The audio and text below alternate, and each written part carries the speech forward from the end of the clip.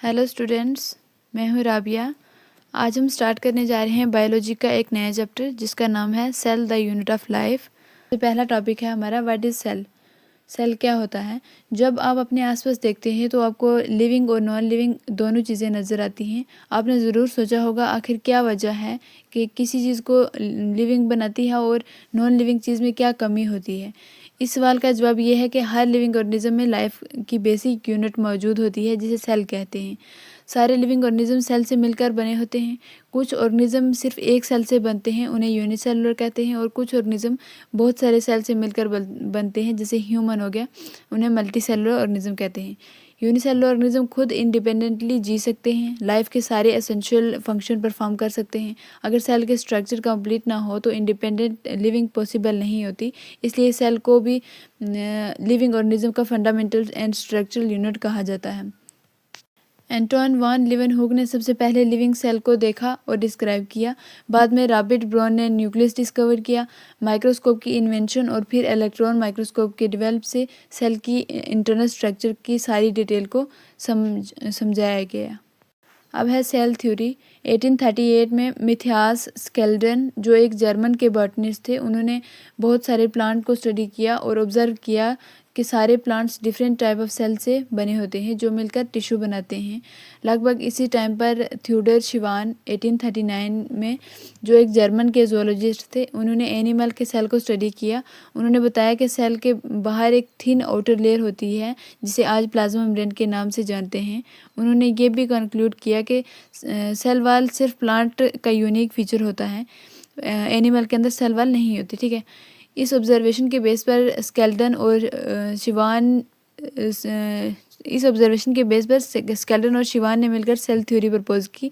लेकिन ये cell theory explain नहीं करती थी कि नए सेल कैसे बनते हैं। ठीक है, उसके बाद आए रुडॉल्फ वर्चाओ 1855 के अंदर। इन्होंने बताया कि सेल डिवाइड करते हैं और नए सेल पहले से मौजूद सेल से बनते हैं। इन्होंने बोला ओमनी सेलुला ई सेलुला, मतलब सेल डिवाइड होते हैं और नए सेल पहले प्रेजेंट सेल होते हैं उन्हीं से नए सेल बनते हैं। आज के टाइम में सेल थ्योरी के दो मेन पॉइंट हैं, जैसे सारे लिविंग ऑर्गेनिज्म सेल और उनके प्रोडक्ट से बनते हैं, और सारे सेल जो होते हैं पहले से मौजूद सेल से बनते हैं। अब हम एक ओवरव्यू ऑफ सेल देखते हैं। आपने पहले अनियन पील और ह्यूमन चेक सेल को माइक्रोस्कोप के नीचे देखा होगा। अनियन सेल और टिपिकल प्लांट सेल होता है जिसमें आउटर बाउंड्री सेल वाल होती है और जिसके जस्ट अंदर सेल मेम्ब्रेन होती है। ह्यूमन चेक सेल में सेल मेम्ब्रेन नहीं होती, सिर्फ सेल मेम्ब्रेन होती है, सेल वाल नहीं होती ह्यूमन चेक सेल में। और हर सेल के अंदर एक डेंस मेम्ब्रेन बॉन्ड स्ट्रक्चर होता है जिसे न्यूक्लियस कहते हैं।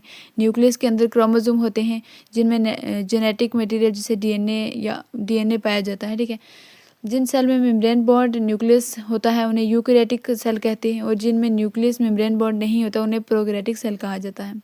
सेल के अंदर एक सेमी फ्लूइड मैट्रिक्स होता है जिसे साइटोप्लाज्म कहते हैं। साइटोप्लाज्म सेल की मेन वर्किंग एरिया होता है जहाँ केमिकल रिएक्शन होती रहती हैं जो सेल को लिविंग स्टेट में रखती हैं। यूकैरियोटिक सेल में न्यूक्लियस के अलावा और भी मेम्ब्रेन बॉन्ड ऑर्गेनेलिज पाई जाती हैं, जैसे endoplasmic reticulum, Golgi complex, lysosome, mitochondria and vacuole. Prokaryotic cell में ऐसी मेम्ब्रेन बॉन्ड ऑर्गेनेलिज नहीं होती, लेकिन राइबोसोम जो होती है ये प्रोकैरियोट और यूकैरियोट दोनों में पाई जाती है। राइबोसोम साइटोप्लाज्म में रफ एंडोप्लाज्मिक रेटिकुलम पर, माइटोकॉन्ड्रिया और क्लोरोप्लास्ट के अंदर भी मिलते हैं। एनिमल सेल में एक और नॉन मेम्ब्रेन बॉन्ड ऑर्गेनेली होती है जिसे सेंट्रोजोम कहते हैं, जो सेल डिवीजन में मदद करती हैं। सेंट्रोजोम ये एनिमल सेल में पाई जाती है, प्लांट में नहीं। ठीक है, अब है सेल साइज को अगर हम देखें, शेप और फंक्शन में बहुत ज़्यादा रिफर करते हैं सेल साइज। माइकोप्लाज्मा सबसे छोटा सेल होता है, जबकि ऑस्ट्रिच का एग जो होता है वो सबसे बड़ा सेल होता है। ह्यूमन आरबीसी लगभग 7 माइक्रोमीटर डायमीटर होता है जिसका, जबकि नर्व सेल जो होते हैं हमारे बहुत लंबे होते हैं। ठीक है, लॉन्गेस्ट सेल नर्व सेल होता है। सेल की शेप और उनके फंक्शन पर डिपेंड करती है कि कौन सा मतलब सेल कौन सा फंक्शन करेगा, ये उसकी शेप पर डिपेंड करता है। मतलब जैसा उसका फंक्शन होगा वैसी ही उसकी शेप होगी। ठीक है, जैसे डिस्क लाइक होते हैं, शेप होती है सेल की, कॉलमनार होते हैं, क्यूबाइडल होते हैं, थ्रेड लाइक भी हो सकते हैं और इरेगुलर भी हो सकते हैं। अब है प्रोकैरियोटिक सेल। प्रोकैरियोटिक सेल जैसे bacteria, blue green algae, mycoplasma और पीपीएलओ में पाए जाते हैं। ये सेल यूकेरियोटिक के सेल के मुकाबले छोटे होते हैं और ज़्यादा रैपिडली मल्टीप्लाई करते हैं। बैक्टीरिया की शेप होती हैं कौन कौन सी? एक होती है बैसिलस जो रॉड शेप का होता है, कुकस स्फेरिकल शेप का होता है, विब्रो कॉमा शेप का होता है, स्पिरिलम स्पाइरल शेप का होता है। प्रोकैरियोटिक सेल में जो होता है वेल डिफाइंड न्यूक्लियस नहीं होता और जेनेटिक मटेरियल नेक्ड होता है। एक एक्स्ट्रा सर्कुलर डीएनए होता है। एक्स्ट्रा स्मॉल सर्कुलर डीएनए को प्लाज्मिड कहते हैं। जो एक्स्ट्रा स्मॉल सर्कुलर डीएनए होता है उसे प्लाज्मिड कहते हैं। प्लाज्मिड जो होता है बैक्टीरिया को स्पेशल प्रॉपर्टी देते हैं जिसे एंटीबायोटिक रेजिस्टेंस प्रोवाइड करते हैं। प्रोकैरियोटिक सेल में राइबोसोम के अलावा कोई मेम्ब्रेन बोर्ड ऑर्गेनेली नहीं होती। इनमें एक स्पेशल मेम्ब्रेन इनफोल्डिंग होती है जिसे कहते हैं मेसोसोम, जो सारे काम करती है, फोटोसिंथेसिस करती है, डीएनए रेप्लिकेशन वगैरह में हेल्प करती है। कौन? मेसोसोम। अब है cell envelope and its modification. Glycocalyx जो होता है सेल एनवेलप की सबसे आउटर लेयर होती है। ये दो टाइप की हो सकती है, एक होती है स्लाइम लेयर, एक capsule. Slime layer loose sheath की तरह होती है और कैप्सूल थिक और टफ होती है। ग्लाइकोकैलिक्स जो होती है बैक्टीरिया को डेसिकेशन मतलब सूखने से बैक्टीरिया को सूखने से बचाता है और होस्ट के इम्यून सिस्टम से प्रोटेक्शन देता है। ग्लाइकोकैलिक्स सेल वाल बैक्टीरिया को शेप देता है और ऑस्मोटिक प्रेशर से प्रोटेक्ट करता है। और प्लाज्मा मेम्ब्रेन सिलेक्टिवली परमेबल होती है और सोल्यूट को ट्रांसपोर्ट में मदद करती है प्लाज्मा मेम्ब्रेन। बैक्टीरियल सेल का अगर हम स्ट्रक्चर देखें बैक्टीरियल सेल में जनरली ये पार्ट्स होते हैं कौन कौन से? एक फ्लैजिला सेल के जो स्ट्रक्चर होता है उसके ऊपर कौन कौन से पार्ट होते हैं? एक होता है फ्लैजिला, फिम्बराई एंड पिलाई वगैरह पाए जाते हैं। सबसे पहले हम पढ़ेंगे फ्लैजिला। ये लॉन्ग होता है, वीप लाइक स्ट्रक्चर होता है जो बैक्टीरिया की मूवमेंट मतलब लोकोमोशन में मदद करता है। हर फ्लैजिला के 3 पार्ट्स होते हैं, एक basal body, hook and filament. अब है पिलाई एंड फिम्बराई। ये हेयर लाइक स्ट्रक्चर होते हैं। पिलाई जो होता है सेक्सुअल रिप्रोडक्शन में हेल्प करता है मतलब कॉन्जुगेशन में मदद करता है और फिम्बराई जो होता है ये अटैचमेंट में मदद करता है बैक्टीरिया को। अब राइबोसोम, प्रोकैरियोटिक राइबोसोम जो होता है ये 70S टाइप का होता है मतलब 50S और 30S सब यूनिट से मिलकर 70S बनता है और ये प्रोटीन सिंथेसाइज का काम करता है। इंक्लूजन बॉडी देखने को मिलती हैं, ये रिजर्व मटेरियल स्टोर करती हैं जैसे phosphate granules, glycogen granules, gas vacuoles जो बायनेंसी के लिए होते हैं गैस वैक्यूल। और अब है यूकेरियोटिक सेल। यूकेरियोटिक सेल जो होते हैं प्लांट, एनिमल, फंजाई और प्रोटिस्ट में पाए जाते हैं। इनमें वेल डिफाइंड न्यूक्लियस होता है, मेम्ब्रेन बॉन्ड ऑर्गेनेलीज प्रेजेंट होती हैं। प्लांट एंड एनिमल के बीच कुछ मेजर डिफरेंस होते हैं जैसे प्लांट सेल जो होता है उसमें सेल वाल, क्लोरोप्लास्ट और लार्ज वैक्यूल पाया जाता है और एनिमल सेल में सेंट्रियोल पाया जाता है।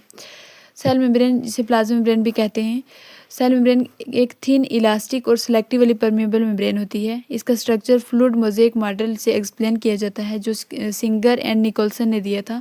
इस मेम्ब्रेन में लिपिड्स पाए जाते हैं जिन्हें फॉस्फोलिपिड पाए जाते हैं और प्रोटीन पाए जाते हैं।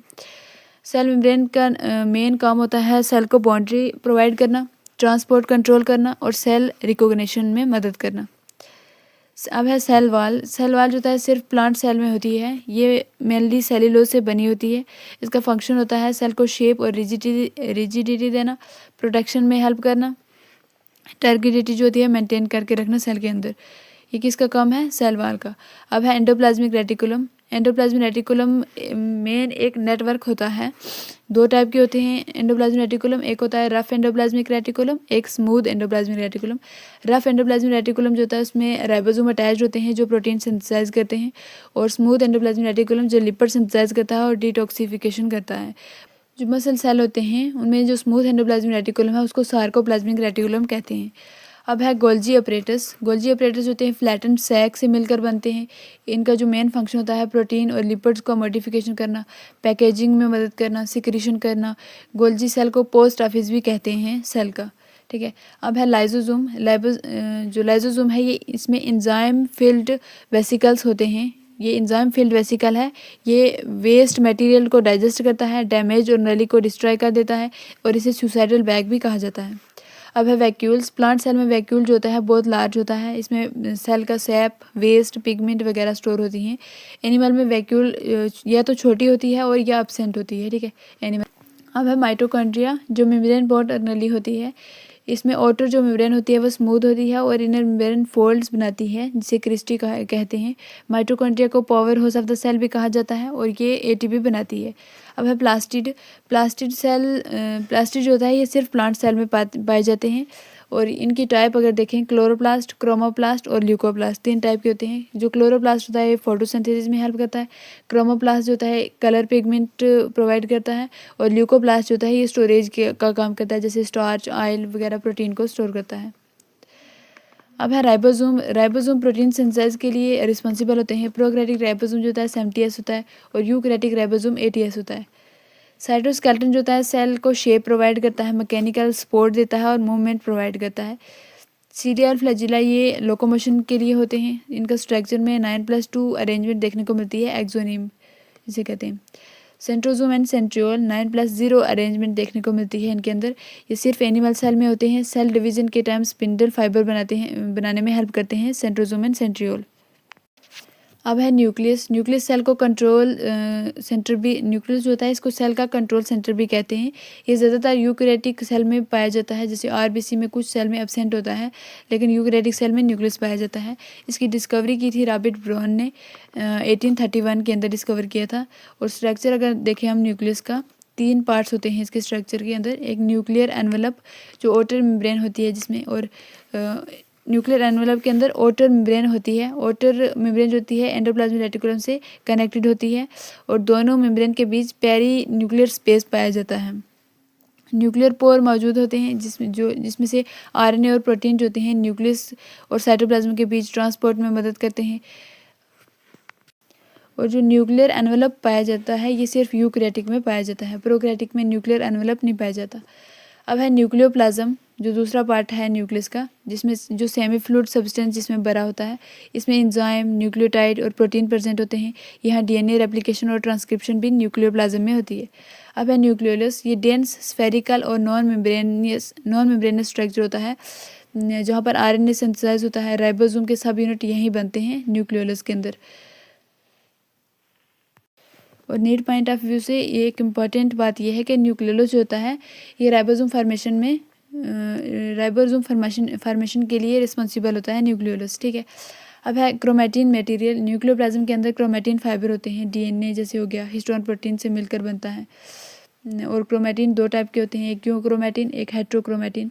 यूक्रोमैटिन जो होता है ये लाइटली स्टेन्ड होता है और जेनेटिकली एक्टिव होता है, और हेट्रोक्रोमैटिन डार्क स्टेन्ड होता है और जेनेटिकली इनएक्टिव होता है। सेल डिवीजन के टाइम क्रोमैटिन कंडेंस होकर क्रोमोसोम बनाता है। अब अगर हम फंक्शन देखें न्यूक्लियस के, ये जेनेटिक इन्फॉर्मेशन को स्टोर करता है, सेल मेटाबॉलिज्म कंट्रोल करता है, सेल ग्रोथ और डिफरेंशिएशन रेगुलेट करता है, हेरिडिटी इन्फॉर्मेशन नेक्स्ट जनरेशन तक ट्रांसफ़र करता है न्यूक्लियस। स्पेशल केस अगर हम देखें तो मैच्योर आरबीसी के अंदर जो है न्यूक्लियस एब्सेंट होता है, सीव ट्यूब एलिमेंट के अंदर भी एब्सेंट होता है, और प्रोकैरियोट के अंदर ट्रू न्यूक्लियस एब्सेंट होता है, न्यूक्लियाइड प्रेजेंट होता है प्रोकैरियोट के अंदर। अब है माइक्रोबॉडीज़। माइक्रोबॉडीज स्मॉल होती हैं, मेम्ब्रेन बोर्ड और नलीज होती हैं। ये मोस्टली प्लांट और एनिमल दोनों में पाई जाती हैं। माइक्रोबॉडीज़ का साइज़ छोटा होता है लेकिन फंक्शन बहुत इंपॉर्टेंट होता है।